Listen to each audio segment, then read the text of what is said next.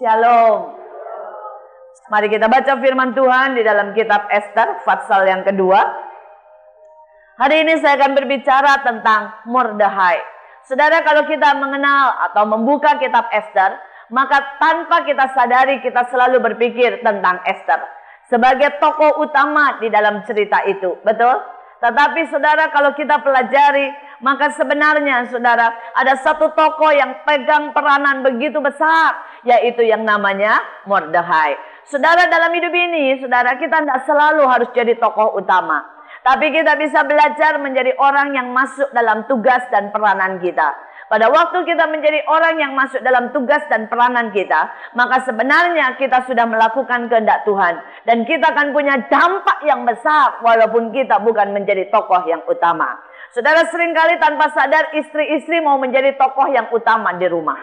Ya, dia mau yang menentukan segala sesuatu. Dia mau saudara yang menjadi orang yang paling didengarkan. Saudara, enggak, kita sebagai istri diminta untuk tidak menjadi tokoh yang utama, saudara. Tetapi pada waktu saudara mau menjadi pendoa, pada waktu saudara mau menjadi saudara ya, pendukung, menjadi orang yang selalu melayani, saya percaya dampak yang saudara berikan itu akan mempunyai efek yang kekal. Amin. Saudara, buat saya Apung tadi sudah seperti anak, saudara ya. Saya kenal sudah lama dari dia. Dan saya melihat bagaimana saudara, apa yang ditanam oleh ibunya.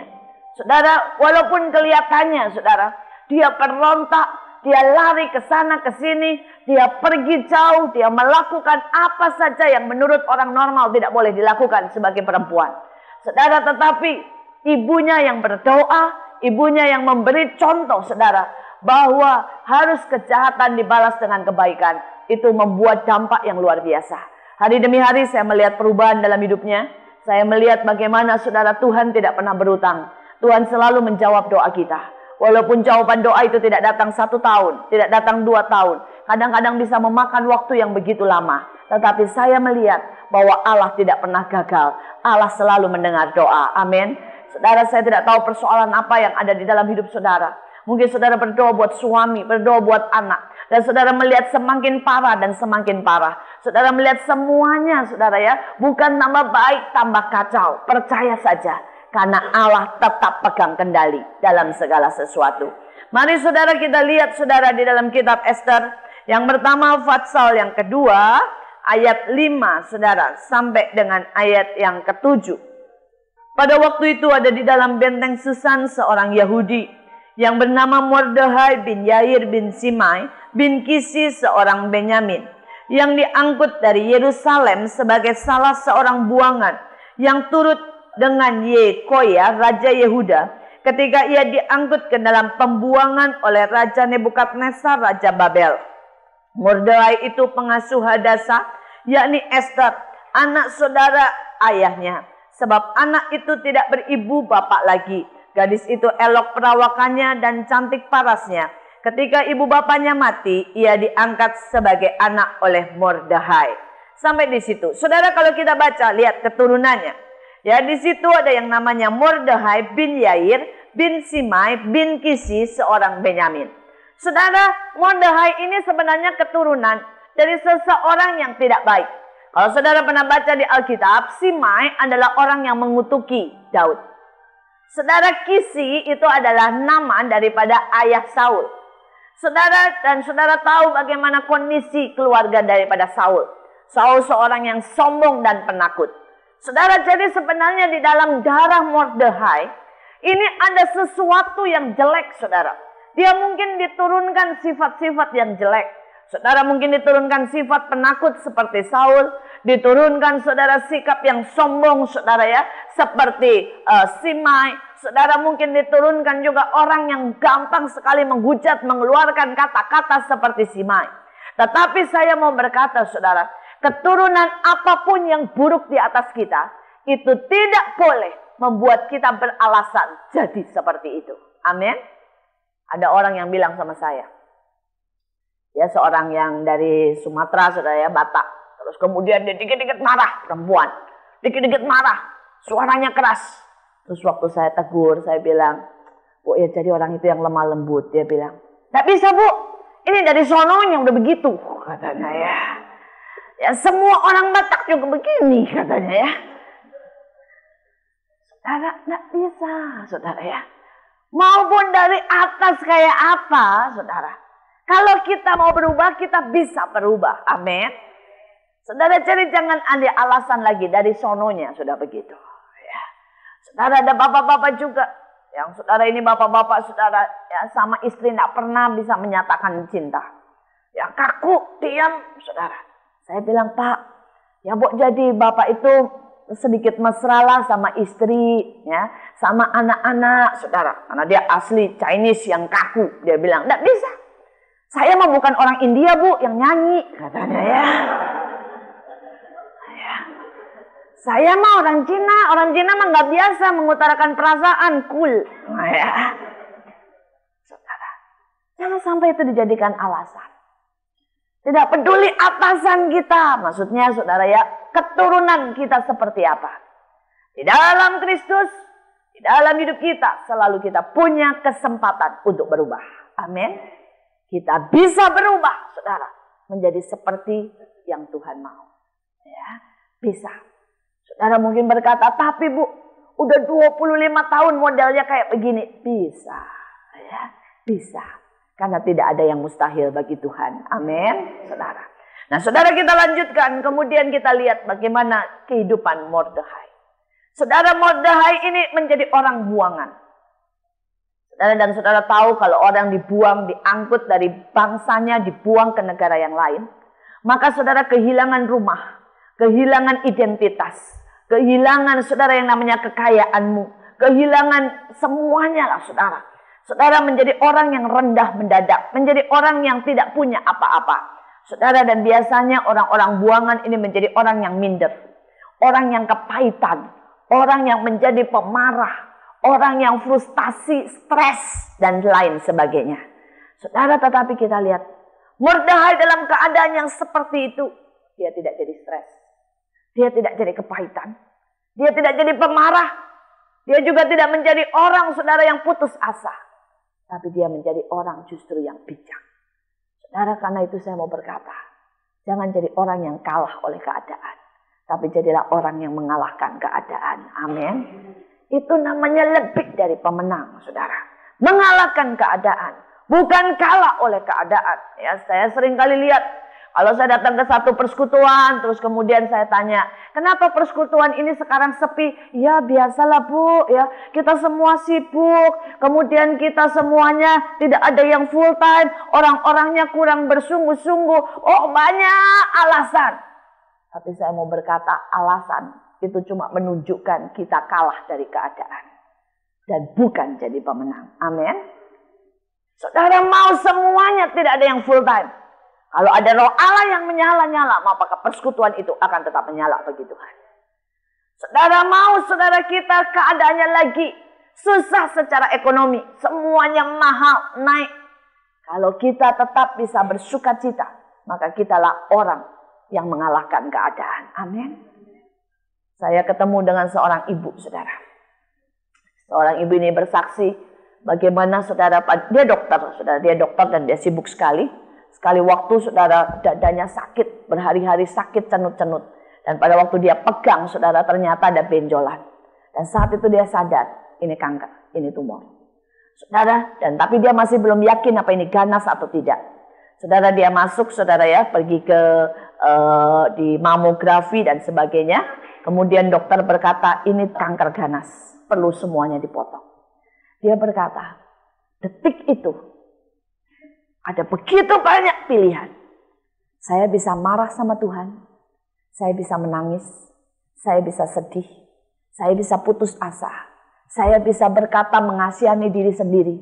Sebentar lagi saya akan kehilangan payudara saya. Tapi dia bilang detik itu saya mengambil keputusan untuk tetap bersyukur. Dan dia berkata, terima kasih Tuhan untuk ujian ini. Karena saya tahu kalau orang diuji, tujuannya supaya naik kelas. Amin. Dan dia berkata, saya bersyukur saat itu. Saya hadapi, saudara, dia berkata, saya tetap praktek. Saya temuin teman-teman saya cerita. Bahkan temannya sampai bingung semua. Dan dia bilang, kamu ceritanya kok santai banget sih, katanya ya. Dan dia bilang, mau apa lagi, katanya ya. Mari kita hadapi, dia bilang. Saya tidak mau nangis mengasihani diri sendiri. Saya mau menghadapi ini dengan senyum dan kemenangan.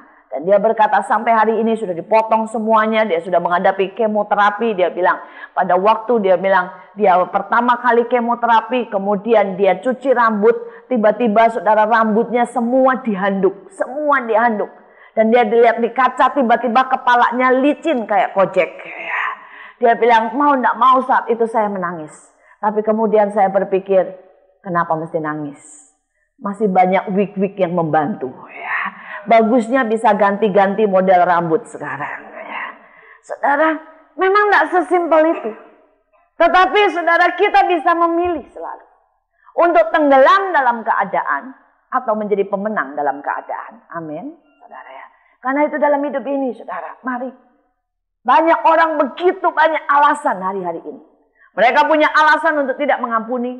Mereka punya alasan untuk tidak mengasihi. Mereka punya alasan untuk bercerai. Mereka punya alasan untuk tidak melayani. Mereka punya alasan untuk tidak bergereja. Tetapi saya mau berkata, kita selalu juga punya alasan untuk tetap menjadi pemenang. Amin. Karena Tuhan bersama kita. Mari saudara, pilihan di tangan saudara. Janganlah menjadi orang saudara yang negatif. Tapi jadi orang yang positif karena diubah oleh keadaan. Setiap keadaan terjadi itu bisa dua hal. Bisa mengubah menjadi positif, bisa mengubah menjadi negatif. Pilihan di tangan kita. Biarkan keadaan tiap hari merubah kita menjadi positif. Amin. Saudara, salah satu contohnya. Saudara, saya punya anak waktu kecil, saudara. Itu tidak pernah bisa tidur dengan nyenyak. Saudara, jadi setiap 2 jam itu bangun. Tidak tahu kenapa, tiap 2 jam bangun, tiap 2 jam bangun. Pakai metode apa saja sudah dicoba, tetap tidak bisa. Tiap 2 jam bangun. Saudara, sejak saya punya anak, yang pertama itu anak saya yang pertama, maka saya tidak bisa tidur lagi dengan nyenyak. Saudara, itu jelas perubahan, mau tidak mau. Saudara, sampai kadang-kadang dulu ya, kalau saya terima konseling, itu bisa siut gitu saudara ya. Karena apa? Saking ngantuknya saudara. Bukan cuma itu lagi saudara, kalau mau khotbah nih, kan pakai nyanyi penyembahan. Kalau saya merem, hilang saudara ya. Saking ngantuknya saudara. Saudara, itu perubahan dan perubahan selalu bisa terjadi. Tetapi saudara, sejak perubahan itu terjadi, saya tahu. Itu cara Tuhan untuk menjadikan saya orang yang berdoa senantiasa. Jadi setiap kali anak saya nangis, saya berdoa. Setiap kali anak saya nangis, saya berdoa. Saudara, dan kemudian pola tidur saya berubah. Pola tidur saya jadi berubah. 1 jam tidur, 1,5 jam tidur, setengah jam melek. 1,5 jam tidur, setengah jam melek. Itu sampai sekarang. Saudara, dan sekarang tidak ngantuk lagi saudara ya. Karena sudah biasa. Jadi perubahan itu bisa terjadi setiap saat dalam hidup kita. Betul? Tapi perubahan itu bisa berefek yang negatif. Bisa berefek yang positif. Ada banyak hal yang kita tidak bisa rubah saudara. Salah satu adalah keadaan di sekitar kita. Tapi ingat, yang tidak bisa kita ubah, tetap bisa menjadi batu pijakan untuk membuat kita naik lebih tinggi. Ingat itu.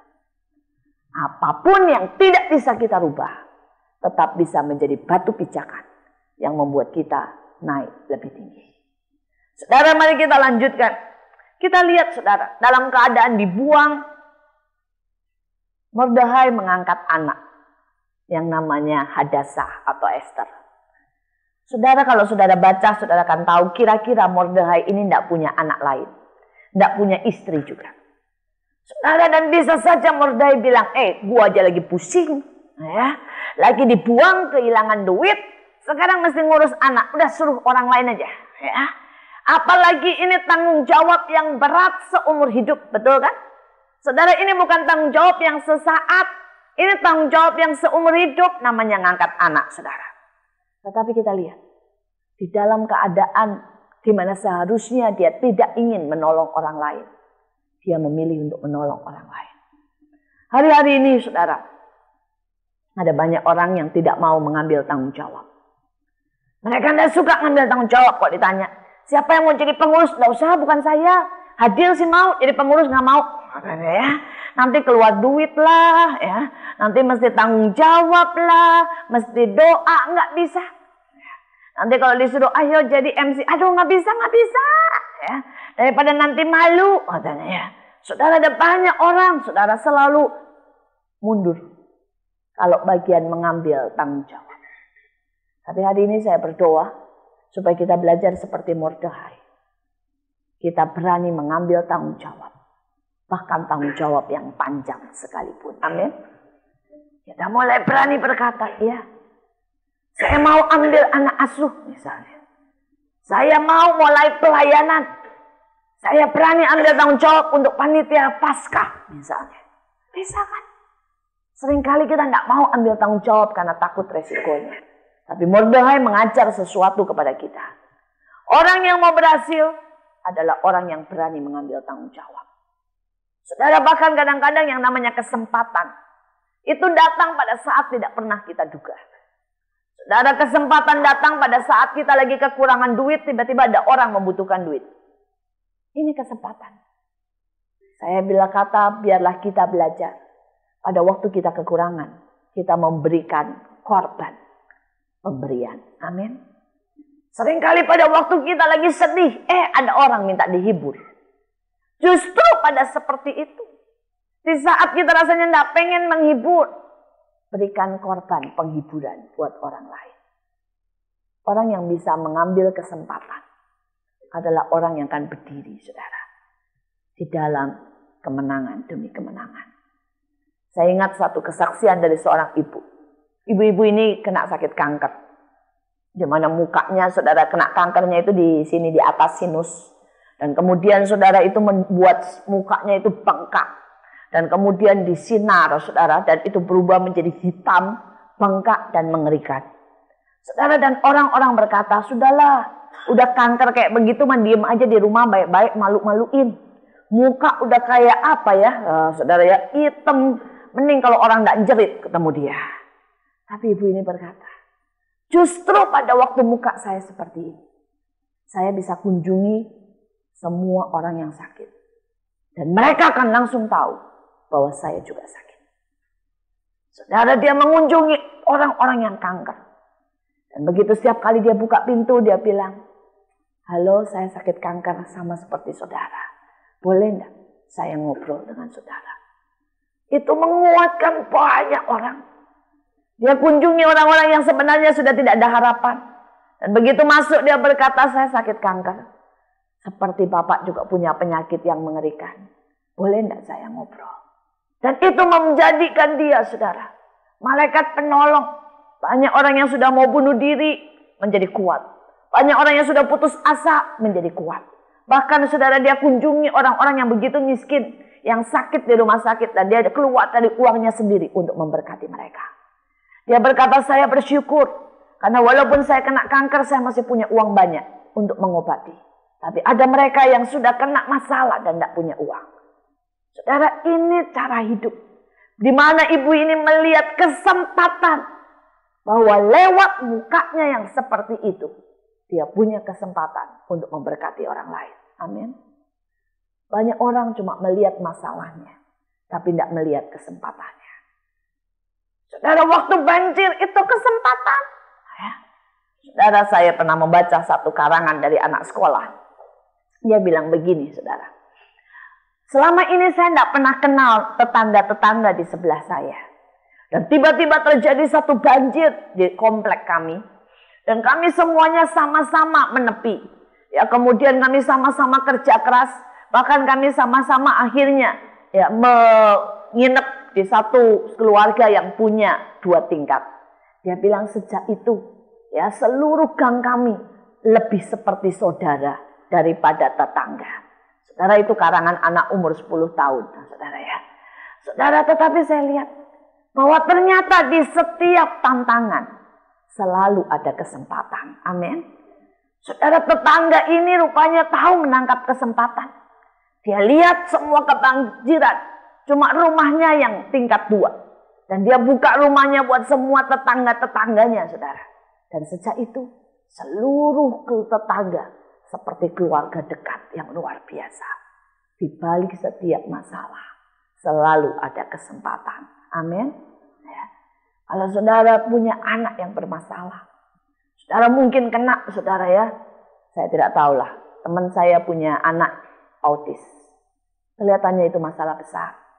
Tapi hari ini, ibu ini mendirikan sekolah autis buat ribuan anak lain. Dia berkata, kalau saya tidak pernah punya anak autis, saya tidak akan pernah punya sekolah autis. Karena Allah membiarkan itu, maka saya melihat kesempatan itu. Amin. Ya. Saya punya lagi seorang teman. Dia sekarang punya catering yang begitu besar diberkati Tuhan. Karena suaminya meninggal. Dan dia berkata, seandainya suami saya tidak meninggal, Bu, saya tidak pernah akan membuka catering yang begini besar. Dan anak-anak saya bisa keluar negeri. Saya berpikir saya cukup hidup makan dari gaji suami saya. Tetapi pada waktu suami saya mendadak meninggal, saya tidak punya apa-apa. Saya mulai merintis catering. Dan sekarang anak-anak saya bisa sekolah di luar negeri.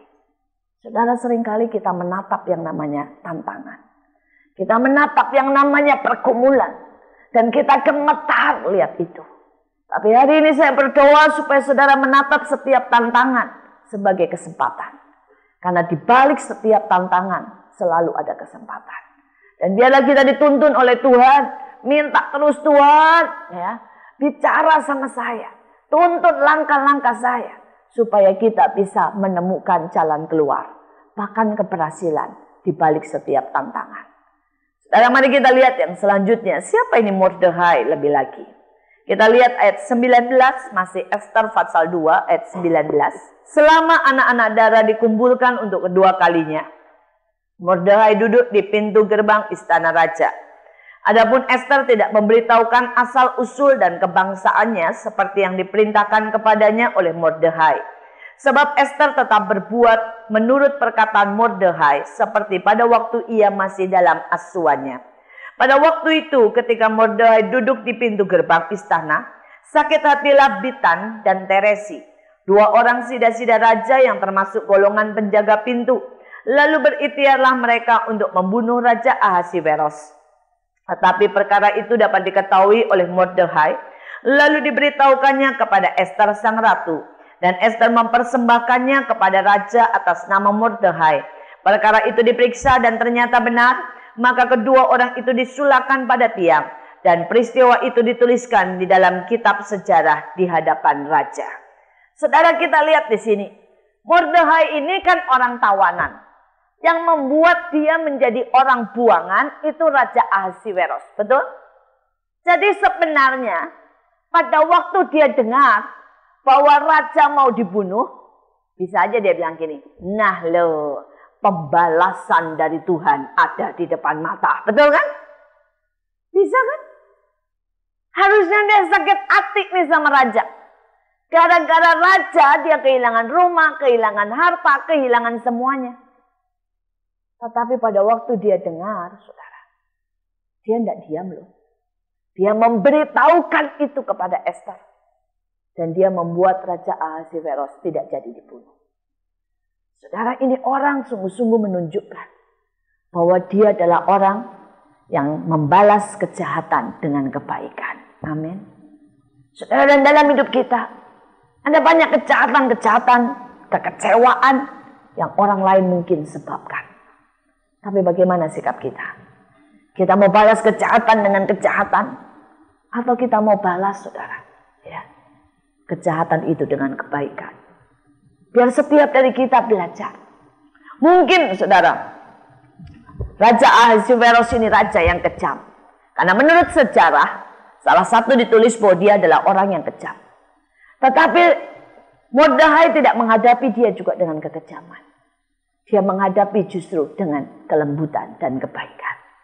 Satu hal yang prinsip, saudara, jangan lawan kejahatan dengan kejahatan. Jangan biarkan kita berperang, saudara dengan senjata yang sama. Tapi biarlah kita belajar berperang dengan senjata Tuhan. Amin. Artinya kalau ada orang sombong, jangan dibalas sombong, tapi dibalas rendah hati. Amin. Ada orang misalnya bilang gini, situ katanya baju kayak begitu, jangan bilang, memangnya situ bajunya lebih mahal. Jangan bilang begitu. Coba deh, balas kesombongan itu dengan kerendahan hati. Itu akan berbeda. Balas kekasaran dengan kelembutan. Saudara, saya ingat saudara, sekali waktu ada seseorang datang, ada seorang pekerja di tempat kami, dia bekas narapidana, pembunuh memang. Dan orang ini saudara ternyata tidak mau kerja dengan baik, tetapi malah melakukan hal-hal yang aneh-aneh. Salah satunya dia lagi kesel nih, karena dimarahin karena kerjanya nggak bagus. Dia lihat kucing, saudara ya, kucing itu ditendang sampai 6 meter, saudara ya, dijadiin bola. Nah, terus sekali waktu dia dimarahin lagi sama atasannya, ya, karena dia kerja tidak benar, saudara ya, dan atasannya ini punya kolam ikan. Ikannya ditusuk, saudara, dijadiin sate, saudara ya. Nah, kan tidak bisa, saudara. Saya tidak mungkin pekerjakan orang yang seperti ini, saudara. Karena itu saya panggil dia dan saya keluarkan. Pada waktu saya panggil dia mau saya keluarkan, saudara, dia bawa golok, dia bungkus sama kertas. Tapi beberapa orang sudah tahu itu, jadi dia langsung telepon saya dan berkata, "Bu, jangan terima, jangan terima, jangan bukain pintu, karena si A ini datang bawa golok, katanya mau bunuh ibu," katanya. Saudara, nah kemudian saudara saya berdoa dan saya merasa Tuhan berkata, hadapi dengan kasih, karena kasih mengalahkan segala sesuatu. Saudara, kasih bukan berarti saudara kita membiarkan perbuatannya. Tidak bisa dengan alasan kasih kita tidak menegur dan mengeluarkan dia. Tapi kasih memenangkan segala sesuatu. Saudara, saya bukain dan dia taruh itu golok di depan di meja saya. Berat, saudara. Terus dia mulai marah-marah. Pada waktu dia marah-marah saya senyum dan saya bilang, "Pak, duduk dulu yuk." Ya, saya kasih minum. Saya pegang tangannya dan saya berkata, "Pak, Bapak itu sebenarnya punya masa depan. Saya tahu Bapak tidak bodoh. Saya tahu Bapak sebenarnya orang yang bisa kerja keras. Ya, saya tahu sebenarnya Bapak ini benar-benar ya orang yang cerdik dan orang yang punya banyak akal. Pokoknya saya lembut, saya tidak tahu ngomong apa persis, saudara." Dan tiba-tiba dia nangis. Dari yang sudah marah-marah, saudara, nangis. Dan saya sedang melihat, pada waktu kita menghadapi kekerasan, jangan lawan dengan kekerasan, tapi lawan dengan kelembutan. Amin. Coba dia gebrak meja, saya gebrak lagi, pecah meja saya. Ya. Sayang kan, saudara? Coba saudara pada waktu dia berkata, "Ibu, kenapa keluarkan saya?" Saya jawab, "Dasar kerja aja tidak bisa, masih marah-marah." Ya, habis. Mungkin dia ambil goloknya, saudara ya. Saya pada waktu dia bilang, "Kenapa ibu keluarkan saya? Ibu tidak adil." Saya bilang, "Pak, duduk dulu, minum dulu deh Pak, ya. Yuk Pak, ya, kita ngobrol baik-baik." Saudara, biar bagaimana itu meredakan banyak hal. Saudara, karena itu mulai hari ini saya berdoa supaya bapak-bapak dan ibu-ibu di sini bisa mengalahkan segala sesuatu dengan bijaksana. Amin. Jadi artinya kalau bapak pulang marah-marah, makanan tidak selesai, jangan bilang, "Udah untung gua masakin." Nah ya, tidak ada begitu ya. Begitu bapaknya marah, "Masakan kayak begini, mana belum selesai?" Datang cium, "Sorry ya Pak, ya, tapi sebentar lagi saya akan mengeluarkan makanan yang Bapak suka." Ya, coba deh, ya. Coba berikan yang terbaik. Coba pada waktu anak-anak kita pulang dengan muka kusut, ya, banting pintu, cepret. Jangan ibunya langsung teriak, "Berani ya banting-banting pintu ya," katanya ya. Coba hadapi dengan berkata, "Nak, ada apa? Ya. Apa ada yang bikin kamu kesal?" Ya. Saudara, kadang-kadang satu kali masih belum bisa. Saudara tanya sudah lembut, masih anaknya ngomong, "Ya, jangan ganggu saya." Coba, "Ya, ya mama nggak akan ganggu kamu sampai kamu tenang. Kamu mau makan apa?" Saudara, coba. Kalau kita belajar ya membalas segala sesuatu, suasana rumah akan berubah. Amin. Ya, demikian juga saudara. Ya, buat bapak-bapak kalau ibunya lagi tat cerewetnya keluar. Ya. Tidak perlu dikuliahi lagi. Yang perlu cuma dipeluk, saudara ya. Pada saat dipeluk, dikasihi, dia akan mereda. Ya. Saudara, setiap dari kita mesti mengerti bahwa kita butuh, saudara, untuk tidak berperang dengan senjata yang sama. Tetapi kita butuh, saudara, untuk menjadi seperti Mordechai. Kita lihat yang selanjutnya. Saudara, Mordechai ini mengatakan supaya Esther tidak memberitahu, saudara, asal-usulnya. Saudara, kita jadi anak-anak Tuhan itu perlu cerdik seperti ular, tapi tulus seperti merpati. Saudara, seringkali saudara, kita itu saudara tidak bisa cerdik. Saudara coba bayangkan, tidak mungkin raja akan mau menikah dengan orang buangan, betul kan? Saudara, pasti saudara, raja akan berkata, ya orang buangan, pergi, tidak boleh. Saudara, ikut di situ. Tetapi saudara, karena Ester tidak memberitahu, maka dia bisa masuk sampai ke atas. Saudara, bukan berarti Ester bohong. Saudara, mungkin berapa orang tanya, ya, kamu ini asalnya dari mana sih? Ya, dia mungkin sebutkan di kota situ. Kemudian ditanya, bangsa apa? Mungkin dia dengan senyum bilang, lihat aja mata saya, muka saya, kelihatannya bangsa apa? Bisa kan? Nah, usah selalu bohong, saudara. Tapi kita bisa cerdik, tapi tulus. Amin. Nah, banyak orang itu saudara, dia hidupnya tidak cerdik. Dia menyanyiakan hidupnya saudara ya, hanya sekedar dengan hidup, kemudian saudara tidak menggunakan waktu dengan baik. Itu salah satu kebodohan. Saya ingat salah satu pembantu saya, saudara, dia seorang yang cerdik sekali. Dia memang suka masak saudara. Jadi begitu dia masuk ke tempat saya, dia bilang, Bu, beliin saya buku-buku resep. Saya beliin saudara ya. Dan kemudian dia tahu bagaimana memanfaatkan. Dia tahu kalau misalnya nanti dia mesti belajar sendiri, dia mesti keluar bahan sendiri kan susah. Tapi selama dia ikut saya, dia bilang, Bu, hari ini saya mau masak ini, misalnya spaghetti. Dia bilang, saya beli bahan-bahannya. Saya bilang, iya. Nanti kemudian besoknya dia bilang, Bu, saya mau masak krim brokoli cheese katanya ya. Saya bilang, iya. Ya. Dia bilang, beliin, saya beli ya Bu bahan-bahannya. Iya. Saudara, jadi selama kerja di tempat saya, dia mencoba segala macam resep, saya yang keluar duitnya. Betul kan? Ya. Ini cerdik saudara. Tapi tidak apa-apa, saya juga tahu motivasi dia, saya tahu. Ya. Tapi membuat dia pintar, saya juga suka. Betul kan? Ini namanya cerdik tapi tulus. Saudara, ini cerdik tapi tulus. Dia jadi bisa makan segala macam. Dia suka bilang begini, dulu saya tidak pernah tahu rasanya steak, sekarang saya makan steak ya, makan keju, makan semuanya ya. Bahkan dia beli scallop saudara, dia beli udang loh. Yang masak kan mesti ngerasain saudara ya. Jadi dia menikmati semuanya, macam-macam saudara. Nah, setelah itu bukan selesai sampai di situ. Saudara, dia tahu bagaimana menyusun masa depannya. Dia setiap kali saudara uangnya itu dia kumpulkan. Saudara, uangnya dia kumpulkan dan dia mulai beli satu set saudara piring, alat-alat masak. Dan bukan cuma itu. Kalau tempat saya misalnya tefal ya, udah jelek dia langsung laporan. Bilang gini, Bu, tefal udah jelek. Ya, nanti saya beli yang baru, dia langsung angkat bicara dengan yang lama buat saya ya Bu, katanya ya. Saudara, ini cerdik saudara ya.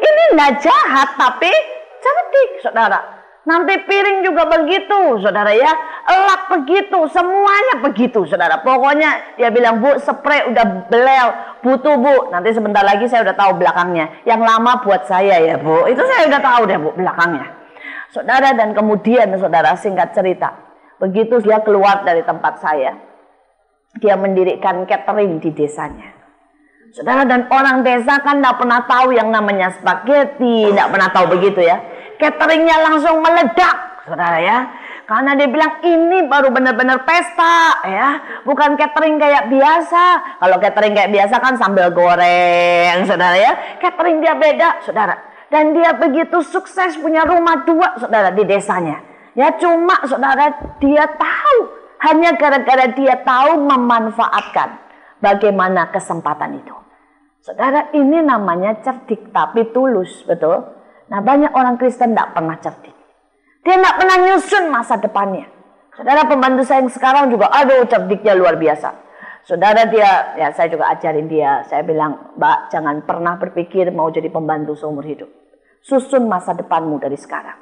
Saudara, dan dia berpikir itu. Jadi setiap kali saya, kalau siang begini kami semua pergi. Saudara, di rumah itu kosong. Karena anak-anak pulang jam 3 siang. Saudara ya, suami saya pulang malam, saya juga pulang kurang lebih jam 3. Dia di rumah nganggur dan dia bilang, Bu, boleh enggak saya les? Saudara, dia les macam-macam. Mulai dari les masak, les jahit, les motong, saudara. Dan bukan cuma itu, saudara. Dia itu uangnya utuh, dia ambil. Dia bilang, Bu, saya kirim semuanya ke Jawa. Dia beli sapi. Ya, dia pada minjem sama saya. Jadi walaupun dia kerja di sini, di desanya dia sudah punya peternakan sendiri. Artinya dia punya sapi, saudara ya, sepasang ya. Dia sudah bisa keluarganya, saudara, sudah dia atur. Sapinya, susunya bisa diperas, saudara. Itu sudah diatur. Ini namanya cerdik. Saudara, banyak orang, saudara, dia menghabiskan dan dia pinter lagi, saudara. Dia enggak pernah beli baju, tapi dia selalu ngomong sama saya, Bu, bajuku udah jelek. Mau nggak mau saya ngeluarin baju saya buat dia, saudara ya. Dan lama-lama, saudara, baju dia nggak pernah lebih jelek dari saya. Ya, semuanya, saudara. Ini cerdik, saudara. Nanti kalau baju saya kebesaran dari baju dia, pakai ngomong lagi, Bu, saya panggil tukang ya buat ngecilin. Saudara kan tahu ada tukang yang lewat di depan rumah buat ngecilin ya, cuma 2.000, 3.000. Saudara, jadi baju dia nggak pernah lebih jelek dari saya. Tas juga sama. Setiap kali saya dapat tas baru, dia tahu kan. Dia bilang, Bu, tasnya dapat baru ya. Yang lama boleh loh, Bu, buat saya, katanya ya. Saudara, itu dia bilang, saya nggak perlu beli apa-apa. Ya saya pasti nggak tega. Semua uangnya saya tahu dia dikirim ke desa buat mempersiapkan masa depannya. Dan dia hidup di sini juga nggak kekurangan apa-apa. Karena dia tahu. Saya nggak menganjurkan saudara begitu sama bos saudara, enggak. Tapi maksud saya begini. Tata hidupmu. Jangan jadi orang yang selalu berkata, gimana nanti? Ibu-ibu, kalau engkau punya kesempatan untuk bekerja. Jangan jadi pengangguran di rumah. Kalau saudara punya kesempatan untuk melayani. Jangan jadi pengangguran di rumah. Karena engkau harus invest untuk kerajaan surga. Di surga nanti. Betul? Dengan pelayanan. Engkau harus menyusun hidup untuk masa depan. Dengan apa? Bekerja. Karena Alkitab berkata, orang yang tidak bekerja tidak usah makan. Saudara, bahkan untuk anak saya. Saudara, anak saya baru umur 11 dan 9 tahun. Tapi saya ajari mereka bekerja. Saya tidak mau hidup mereka, saudara, hanya sekedar enak. Saya ajari hidup mereka untuk menata masa depannya. Saudara, ayahnya memberi dia uang dan kemudian ayahnya tanya, ini mau ditaruh di mana? Diinvestasikan di mana? Diajarin sama ayahnya buat dagang. Diajarin nama ayahnya, saudara, bagaimana mengembangkan uang, saudara. Ya, kenapa? Karena hidup ini mempunyai begitu banyak segi. Ya, kita harus belajar. Kita harus belajar mengembangkan semua segi dalam hidup kita. Amin. Ya, belajarlah untuk cerdik. Belajarlah untuk cerdik. Ada banyak ibu-ibu yang selalu berpikir anaknya untuk cuma sekolah. Pokoknya matematika, ilmu, IPS 9, 10. Saya kasih tahu kalau untuk ibu-ibu yang anaknya masih SD, percayalah nanti kalau masuk kerjaan tidak pernah ditanya, rapot SD mana? Tidak pernah. Jadi kalau kita push anak kita hanya untuk pelajaran-pelajaran yang seperti itu namanya tidak cerdik. Hanya untuk ambisi, supaya kelihatan anak kita juara. Tapi sebenarnya waktu anak kita harus kita gali lebih lagi. Untuk mengembangkan bakatnya. Kalau dia punya bakat, saudara, di misalnya olahraga, kembangkan. Karena siapa tahu dia tidak bisa hidup dari kantor, dia bisa hidup dari olahraga, betul? Kalau dia punya bakat musik, kembangkan. Kalau dia punya bakat nyanyi, kembangkan. Ya, juga jangan ibu-ibu jangan kuno, yang diajari nyanyi cuma anak perempuan, yang laki kagak boleh, saudara ya. Ini kuno, saudara ya. Saya kenal ada seorang ibu bilang begini sama anaknya. Ngapain les nyanyi laki? Katanya ya. Apa hubungannya les nyanyi sama laki? Ya. Tidak ada hubungannya. Ada juga saudara. Ya, anak perempuannya suka sekali badminton. Dia ngomongin.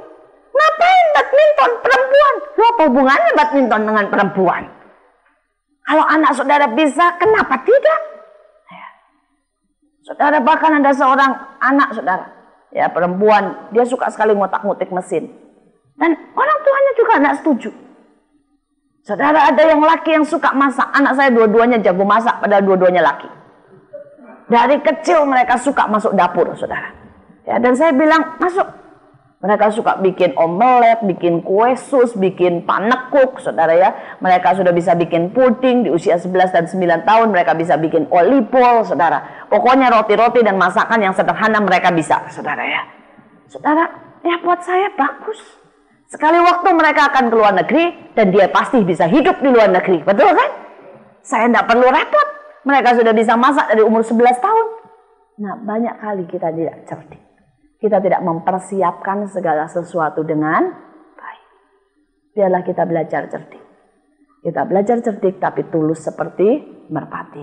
Persiapkan segala sesuatu bersama Tuhan. Maka hidup ini akan menjadi luar biasa. Yang terakhir, saudara. Kita lihat yang terakhir, Mordekhai. Kita lihat Ester pasal yang ketiga, ayat yang kedua dan ketiga. Dan semua pegawai raja di pintu gerbang istana raja berlutut dan sujud kepada Haman. Sebab demikianlah diperintahkan raja tentang dia. Tetapi Mordekhai tidak berlutut dan tidak sujud. Maka kata pegawai raja yang di pintu gerbang istana raja berkata kepada Mordekhai, "Mengapa engkau melanggar perintah raja?" Saudara, kita lihat. Saudara, sekalipun Mordekhai ini cerdik, sekalipun Mordekhai ini baik, sekalipun dia, saudara ya, orang yang tidak membalas kejahatan dengan kebaikan, tetapi dia belajar, saudara, untuk lebih taat kepada Tuhan daripada kepada manusia. Amin. Di dalam hukum Yahudi jelas tertulis, janganlah engkau menyembah manusia, kecuali menyembah ke Tuhan. Jadi pada waktu perintah raja, dia disuruh menyembah Haman, dia tidak mau. Dia tahu resikonya mati. Dia tahu resikonya, saudara, dikucilkan, disiksa, diseret, digebukin, dia tahu. Tapi dia tahu apapun resikonya, dia akan lebih taat kepada Tuhan daripada kepada manusia. Sekali waktu, kita akan dihadapkan kepada momen seperti itu. Di mana kita harus memilih antara lebih taat kepada Tuhan atau kepada manusia. Manusia akan memberi jalan yang kelihatannya jauh lebih mudah. Dan Tuhan memberi jalan yang sulit. Apakah kita akan memilih Tuhan? Satu sisi Tuhan berkata, ampuni nak dan tetap mengasihi suami. Dunia berkata, cerai. Seandainya itu terjadi, kita pilih yang mana? Saudara, kemudian, kalau sekali waktu engkau dihadapkan, semua teman korupsi. Dan kalau engkau tidak ikut korupsi, dikeluarkan. Bagaimana? Kalau sekali waktu kita dihadapkan, saudara, di mana kita kekurangan duit dan buat makan aja tidak cukup, sedangkan Tuhan bilang bayar perpuluhan, kita mau pilih yang mana? Saudara, saya berdoa supaya kita menjadi orang yang seperti Mordekhai. Di atas segala sesuatu, apapun risikonya, berapapun harganya, kita akan lebih taat kepada Tuhan. Amin. Tapi kadang-kadang ujian seperti ini akan dihadapkan. Karena Allah mencari orang yang setia. Allah tidak bisa memberikan hanya kepada orang-orang yang suka beribadah. Tapi Allah lebih lagi akan memberikan kepada orang-orang yang bisa dipercaya. Amin. Banyak orang suka beribadah. Banyak orang suka angkat tangan. Banyak orang hanya suka rame-rame. Tapi mereka tidak punya karakter ilahi. Mereka tidak bisa dipercaya, saudara. Mereka tidak mau mengambil tugas dan tanggung jawab.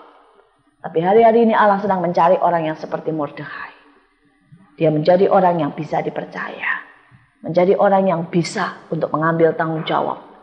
Dan dia bahkan menjadi orang, saudara, yang mengerti tempat dan kedudukannya.